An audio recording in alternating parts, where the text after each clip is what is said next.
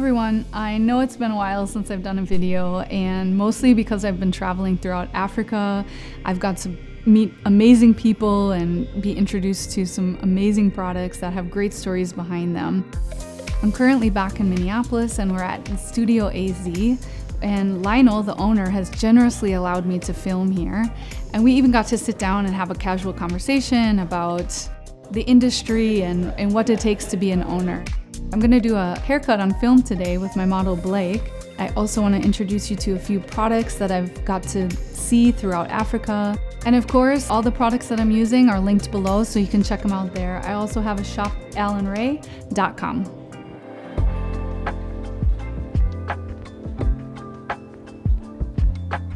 Same as last time? Same as last time. Having that disconnect on the side a little bit? I got you. Backstory, you came and interviewed with me at my old salon years ago. How long ago did you open this place? It was July of 2022, so it's a little over a year and a half now. Got pretty lucky with the timing. Not gonna lie, this place was pretty turnkey at the time too. How long have you been doing hair yourself? For like 8 years now, when I got onto my freshman dorm in college, and so I was on the soccer team doing haircuts in the locker room and on the freshman floor. I just think college taught me so much about hair than barber school ever did, because just the repetitions. You're not short of people needing practice.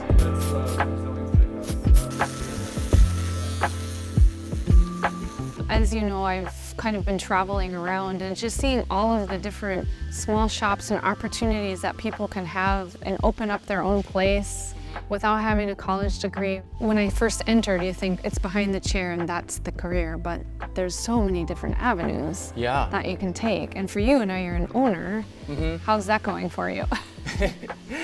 Yeah, I don't know, I learned to like it. Seeing something grow and seeing my staff get busier is what makes me feel like I want to keep going. Yeah, and it's a different skill set too. It's like first you learn how to cut hair, and then you learn people.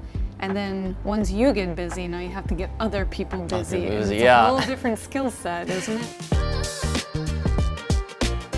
And I feel like a lot of people that do become owners, they're very, if you want something done right, you gotta do it yourself. You have to let some of that control go a little bit. Has that been easy for you to let go, or has it been challenging? We take it one step at a time. We take it one step, yeah, I mean, it's something you can really only learn when you're in it. Oh man. Perfect, thank you. Dressed up for the camera today.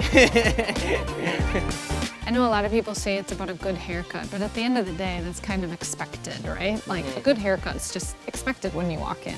So the difference between someone who's really great and booked all the time and someone who's like, you know, they're doing okay, what do you think that difference is?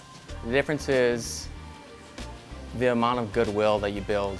I'm just gonna say community in general with the public.